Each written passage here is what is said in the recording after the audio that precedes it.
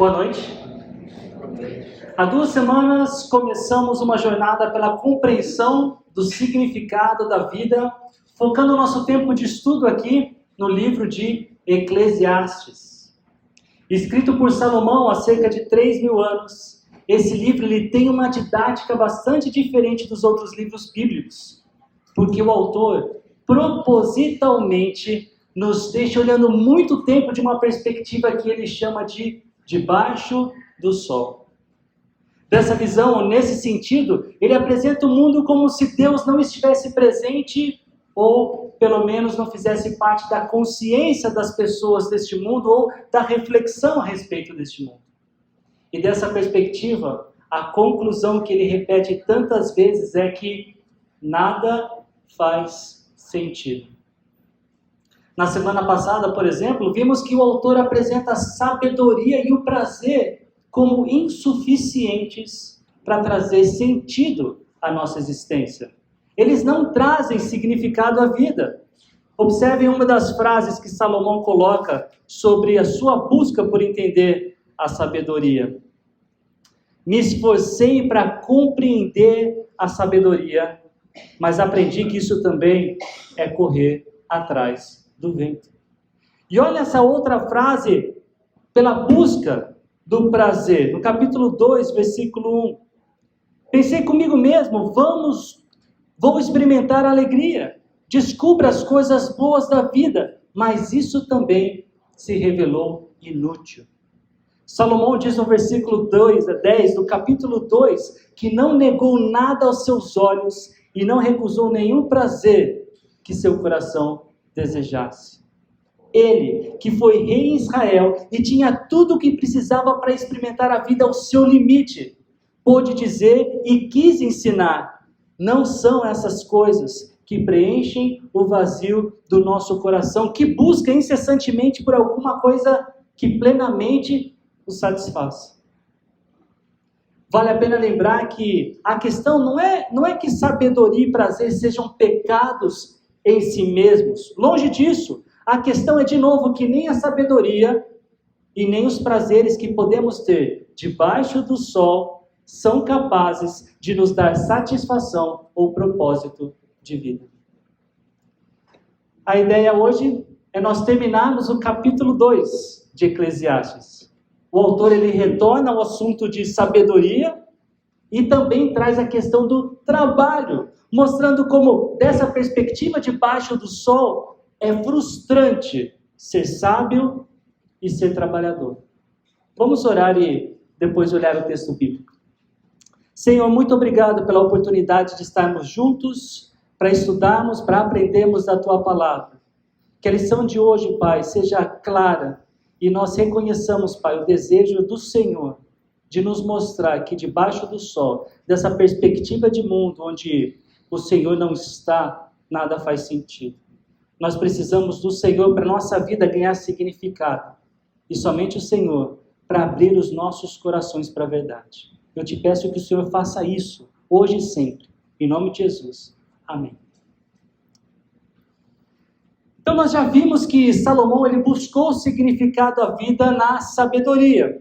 Mas a sua conclusão foi que isso era correr atrás do vento. Num outro local, ele escreveu: pois quanto maior a sabedoria, maior o sofrimento. E quanto maior o conhecimento, maior o desgosto. A retomada do tema sobre sabedoria tem agora um tom de frustração e uma sensação de futilidade. Semelhante a como Charlie Brown, nessa conversa com Linus. Dá uma olhadinha.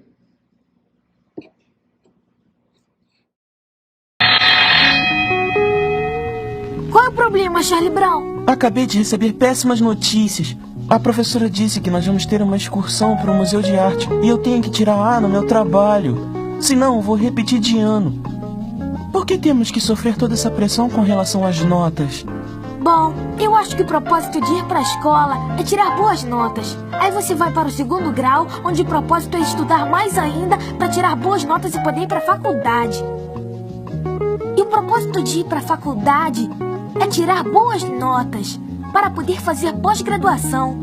E o propósito disso é você estudar mais e tirar boas notas para ter um emprego e ser bem-sucedido, para casar e ter filhos, para poder mandá-los para a escola, para tirarem boas notas, para poderem ir para o 2º grau e tirarem boas notas, para irem para a faculdade e darem Puxa vida.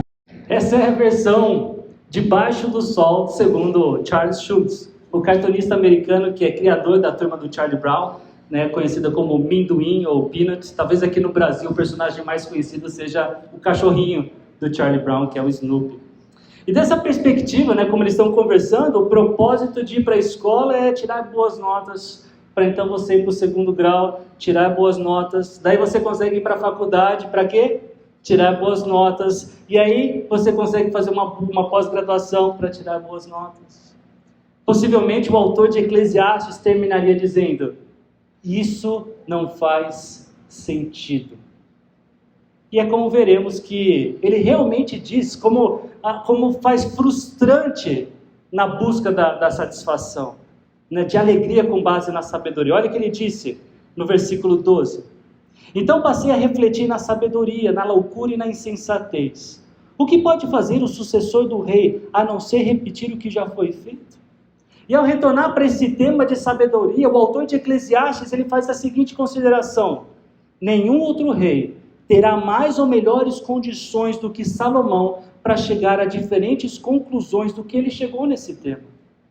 Porque Salomão ele viveu o limite da experiência humana, porque, vamos lá, ele foi extremamente rico, foi internacionalmente famoso, incrivelmente poderoso, e a virtude pela qual ele mais é conhecido, ele foi singularmente sábio. Se com tudo que ele tinha e era, quem poderia ter mais chances do que ele em fazer as experiências que ele fez para chegar nas conclusões que ele teve? Lembrando que foi Deus quem decidiu abençoá-lo para que fosse um homem bom e justo para governar Israel. Foi Deus quem deu tamanha sabedoria para ele.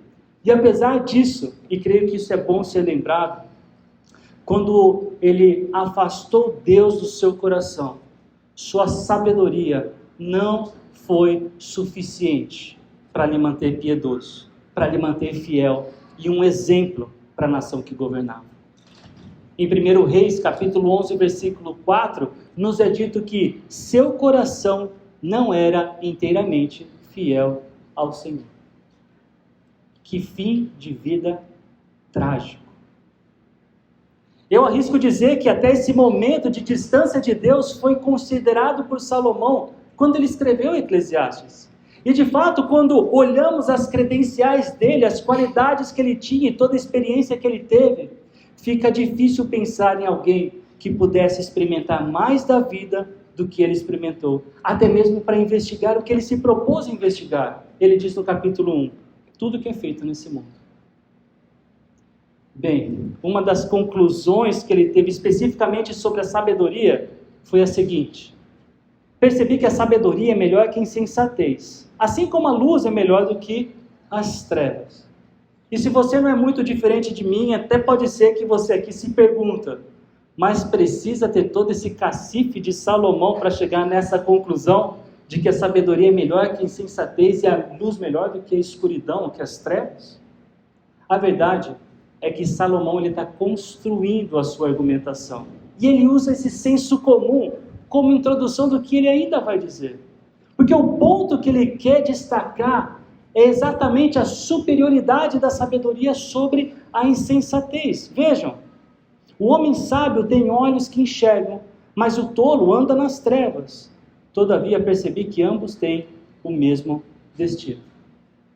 Então percebam que ele continua mostrando a superioridade da sabedoria, agora dizendo que aqueles que enxergam são sábios, ao contrário dos insensatos, dos tolos, que andam nas trevas. Mas na segunda parte do versículo, depois de todavia, ele introduz a ideia do destino, de que ambos, tanto o sábio quanto o tolo, possuem o mesmo destino. E era aqui que ele queria chegar com as ideias óbvias que ele já tinha apresentado. Ele quis chegar nesse ponto. tanto o sábio quanto o tolo morre. Do ponto de vista debaixo do sol, ser sábio ou ser tolo te leva para o mesmo destino, a morte. E ele continua a sua reflexão. Então pensei comigo mesmo, o que acontece ao tolo também me acontecerá. Que proveito eu tive em ser sábio? Então eu disse no meu íntimo, isso não faz o menor sentido. Então dessa perspectiva, desse ângulo debaixo do sol, onde os valores da vida estão confinados a esse mundo, do que adianta ser sábio se o fim do tolo e do sábio é o mesmo? Que proveito existe na busca pela sabedoria se depois de todo o tempo investido nisso, o destino é a morte? Salomão conclui, isso não faz o menor sentido. A certeza da morte é um tema que aparece diversas vezes no livro de Eclesiastes, e aqui ela não é a única razão da frustração do mestre, do Kohelet. Vejam, nem o sábio, nem o tolo serão lembrados para sempre. Nos dias futuros, ambos serão esquecidos. Ou seja, a morte não é a única frustração debaixo do sol. Para alguém que investiu tempo na busca da sabedoria, no aprendizado da vida, na consideração dos melhores caminhos, pensar que tanto o sábio quanto o tolo serão esquecidos também é frustrante. Olha o tom da pergunta e sinta a frustração do escritor. Como pode o sábio morrer? Como morre o tolo? E nas palavras do teólogo Tremper Longman, ele diz, ele sabe que mais cedo ou mais tarde, tanto a sua sábia pessoa quanto as suas memórias serão erradicadas da terra. Ele será esquecido e esse fato também torna a busca da sabedoria insignificante para ele. Queridos, na nossa cultura, quando alguém fala de morte, o que a outra pessoa faz? Ela bate 3 vezes na madeira. Como se a morte pudesse ser evitada. Ela é inevitável. A única pessoa que de certa forma poderia evitá-la foi Jesus. E mesmo assim, ele decidiu sacrificialmente e dolorosamente experimentá-la para que eu e vocês não precisássemos sofrer todas as consequências que ela pode causar. A Bíblia mostra que a morte surgiu em decorrência do pecado. Paulo diz aos Romanos que o salário do pecado é a morte e que todos nós pecamos. Por isso, todos nós somos merecedores da morte. Para piorar, não somente da morte desse corpo, mas a morte eterna. Tamanha é a nossa ofensa contra a santidade de Deus. Jesus, ele foi o único que não pecou. E por isso, no plano de Deus, como um cordeiro imaculado, um cordeiro sem mancha, lembrando os sacrifícios do passado, ele pôde tomar o nosso lugar. Ele voluntariamente se ofereceu e morreu para que nós pudéssemos viver. A Bíblia diz que ele nos substituiu. E a única forma de recebermos o benefício da sua salvação é por meio da fé. Uma fé que se baseia na verdade das Escrituras Sagradas, que diz, não há salvação em nenhum outro. Não há nenhum outro nome debaixo do céu, em toda a humanidade, por meio do qual devamos ser salvos. Percebam, não existe nenhum outro nome debaixo do céu. Salomão também usa essa expressão debaixo do céu como sinônimo para debaixo do sol. E da perspectiva que ele nos apresenta, nada ou ninguém trará pleno significado às nossas vidas. Nossa única solução é confiar em Jesus Cristo, que não ficou pregado na cruz ou preso no túmulo. Ele ressurgiu ao 3º dia, como havia dito que aconteceria. E quem é capaz de predizer tal coisa? Jesus, ele era o próprio Deus em carne e osso, como nos ensina o apóstolo João. A sabedoria continua sendo melhor que a insensatez. Mas, como a insensatez, ela não ultrapassa o limite do sol. Ela não é capaz de nos salvar. Então Salomão, ele diz: por isso desprezei a vida, pois o trabalho que se faz debaixo do sol pareceu-me muito pesado. Tudo era inútil, era correr atrás do vento. Então o mestre conclui que todo esse trabalho de buscar a sabedoria, quando visto desse ponto de vista, ele é inútil, é correr atrás do vento. Dessa perspectiva, debaixo do sol, ele despreza a vida, porque é muito trabalho para depois ter o mesmo destino dos tolos. Eu acho interessante como a nova tradução linguagem de hoje traduz esse versículo. Ela diz assim: por isso, a vida começou a não valer nada para mim. Ela só me havia trazido aborrecimentos. Tudo havia sido ilusão. Eu apenas havia corrido atrás do vento. E, semelhantemente, Salomão também argumentou que o trabalho debaixo do sol é frustrante. Por quê? Porque ele também não traz significado à vida. Olha, versículo 18: desprezei todas as coisas pelas quais eu tanto me esforçara debaixo do sol, pois terei que deixá-los para aquele que me suceder. E esse é o primeiro argumento do autor aqui, inspirado por Deus. Ao considerar a morte, ele sabe que as coisas que ele conquistou, que ele conseguiu com o seu próprio suor, não ficarão para sempre com ele. Um dia isso vai ficar para outra pessoa. E a agonia dele, mais do que deixar as coisas para alguém, é: será que tal pessoa vai usar o que eu consegui com sabedoria? Notem. E quem pode dizer se eles serão sábios ou tolos? No entanto, terão controle sobre tudo o que consegui debaixo do sol, com minha habilidade, meu esforço. Isso não faz o menor sentido. Alguns de vocês aqui construíram o que hoje tem com muito suor. Um dia vocês morrerão. Se você não sabia disso, se você era alguém que batia 3 vezes na madeira, eu te falo, sem medo, um dia você vai morrer. E aquilo que vocês construíram ficará para os seus filhos ou para outra pessoa. Como vocês acham que eles vão se beneficiar daquilo que vocês construíram, conquistaram, com tanto trabalho, com tanto esforço, com tanta dedicação? Eu já ouvi várias histórias aqui em Paulo Afonso, e não somente em Paulo Afonso, mas de forma específica aqui, de pessoas que construíram muita coisa, mas depois de falecer, seus filhos não foram sábios com o que receberam. Perderam muito ou perderam tudo. Para Salomão, isso não faz sentido.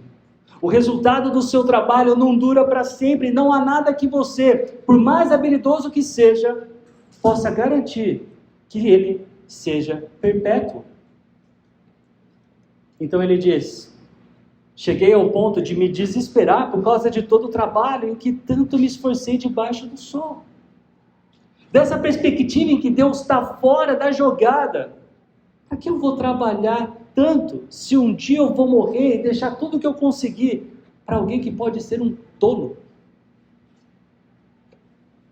Encarem a realidade. Todos nós aqui precisamos trabalhar, mas por qual razão cada um de nós aqui trabalha? A questão aqui não é acerca de sobrevivência, sobre comida na mesa, roupa no corpo ou um teto sobre as nossas cabeças. A questão é: se Deus não faz parte da minha vida, para que eu vou me matar de trabalhar? Para ter um carro? Para ter roupas chiques? Para ter acessórios elegantes? Para ter joias?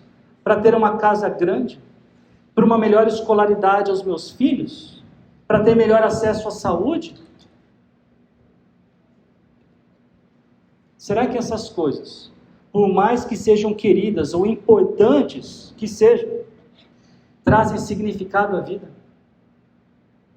Percebam que sem Deus, nada disso traz plena satisfação, plena segurança, paz ou até mesmo propósito para as nossas vidas.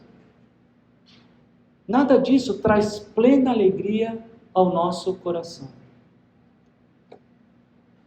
Considerem as estatísticas de síndrome de burnout no Brasil. Burnout é um estado de exaustão física e emocional que resulta em decorrência do trabalho, do excesso de trabalho, do estresse crônico. É estimado que entre 70% a 80% dos brasileiros apresentam sintomas de burnout. Fadiga, falta de concentração, desmotivação, irritabilidade, ansiedade e mais alguns outros. Debaixo do sol, o trabalho se mostra totalmente improdutivo para nos dar propósito. E voltando para o ponto de Salomão, olha como ele ilustra. Pois um homem pode realizar o seu trabalho com sabedoria, conhecimento e habilidade, mas terá que deixar tudo que possui como herança para alguém que não se esforçou por aquilo. Isso também é um absurdo, uma grande injustiça. Que proveito tem um homem de todo esforço e de toda ansiedade com que trabalha debaixo do sol? Debaixo do sol, investir esforços para depois ter de deixar herança para alguém que não se esforçou para aquilo, para Salomão, é sem sentido. Debaixo do sol, não há proveito algum ser uma pessoa trabalhadora. Por quê? Porque quem trabalha pesado não tem descanso. De dia, as dores do próprio trabalho. De noite, a mente não para. Nada disso faz sentido. Para o mestre, para o Kohelet, para o Salomão, é frustrante que tanto trabalho não traga uma recompensa duradoura.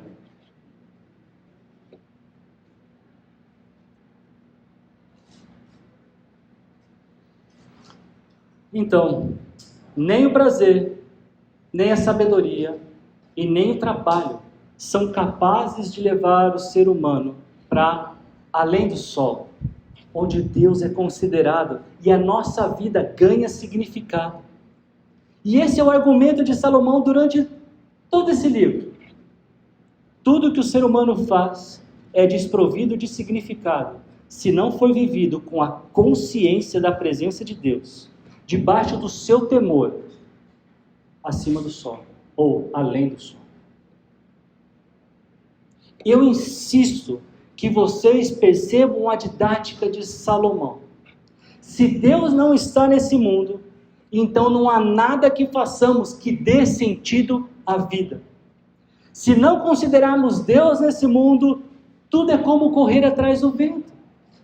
Saber que Deus existe é o início de toda a diferença. Viver sabendo que Deus existe, não somente saber que Ele existe, mas viver consciente da existência dEle, já é um passo ainda mais importante. E a questão não é sobre mera satisfação ou mera alegria, mas uma satisfação plena, uma satisfação que não desaparece.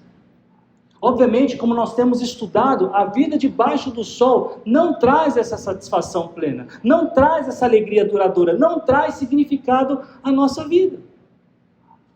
Agora, entendam também que seríamos negacionistas se disséssemos que não sentimos satisfação alguma em ter sabedoria, por exemplo, para tomar boas decisões, em ter satisfação de bons frutos do nosso trabalho, em ter satisfação nos possíveis prazeres que esse mundo nos oferece.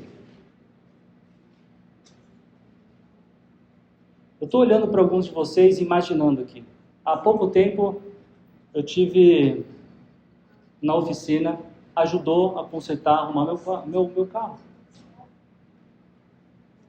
Olho para outros de vocês na área de saúde. Já fui ajudado por vocês na área de saúde, na área de educação. Tenho meus filhos sendo escolarizados numa boa escola. E no lugar de vocês eu me sentiria extremamente contente, satisfeito com o resultado do trabalho por poder ajudar alguém. Mas isso não é plena satisfação. Mas essa é uma satisfação boa. E Salomão, ele sabe disso, inclusive ele escreve sobre isso. Veja, no versículo 24.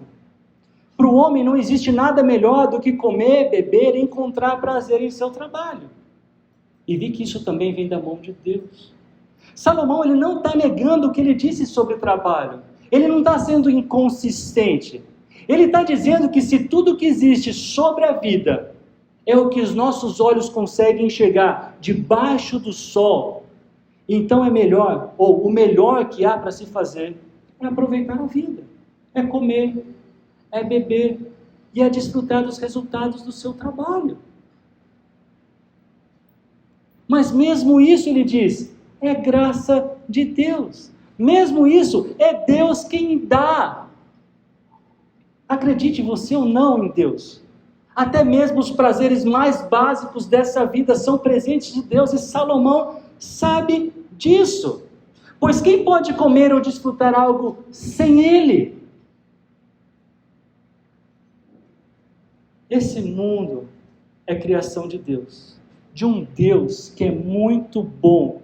E de tudo que as suas mãos fazem, tudo que Ele faz é perfeito.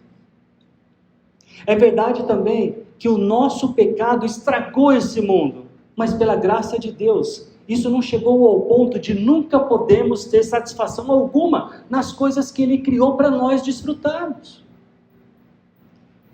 Eu hoje de tarde, nesse calor todo, eu tomei um copo de água gelado e naquela hora eu pensei, que gostoso, que refrescante. Hoje de manhã eu ganhei uma garrafinha de mel de um amigo. Se você não sabia disso, pode anotar aí, eu gosto muito de mel. E eu provei assim que eu cheguei em casa, e mais 2 ou 3 vezes de tarde. Que mel gostoso. O meu amigo, ele ganhou 5 pontos no céu por causa disso. Brincadeira, claro. Mel bom não é comum. Mel bom é coisa de Deus. E desfrutar de coisas boas é evidência de um Deus que não somente nos criou e nos deixou à mercê da vida, mas de um Deus que ainda cuida de nós e quer que tenhamos satisfação nele. Na vida, temos a oportunidade de experimentar diversas alegrias, oriundas do prazer que está disponível nesse mundo. Salomão, ele deu uma lista de prazeres que está no começo do capítulo 2. Nós vimos isso na semana passada. Eu aqui só vou citar 3. 3 que poderiam estar na minha lista. Ele fala dos projetos arquitetônicos. Ele fala da música. Ele fala do sexo. Tudo isso, quando desfrutado da forma correta, da perspectiva como Deus enxerga, para o propósito como Deus criou, nós experimentamos algo além do sol. Se temos alguma alegria nessa vida, se temos alguma pequena satisfação, saibam disso. A possibilidade disso acontecer só é real porque Deus é real. Isso é uma pequena amostra do que Ele pode nos dar, apesar de nós mesmos, apesar das infinitas ofensas que cometemos contra Ele. Então, apesar de nós mesmos, Ele continua gracioso. Ele continua nos dando o que não merecemos. Pois Ele dá sabedoria, conhecimento e prazer a quem lhe agrada, mas dá a quem é ofensivo a tarefa de acumular riquezas para serem dadas a quem agrada a Deus. Isso também é inútil, é correr atrás do vento. Ainda que todos possam desfrutar de algum tipo de satisfação nesse planeta, nesse mundo, somente alguns conseguem olhar além do sol e encontrar verdadeiro sentido nessa vida. Essas pessoas, elas são iluminadas por Deus para enxergar a verdade do Evangelho e, em Cristo, ter a condição de agradar a Deus. É isso mesmo. Se Deus tem lhe dado sabedoria, conhecimento e prazer, é porque você entendeu e creu que Jesus Cristo morreu por causa dos seus pecados e pela sua fé no sacrifício dele, você ganhou o melhor presente que alguém poderia ter, a vida eterna. essa vida não começa depois que morremos.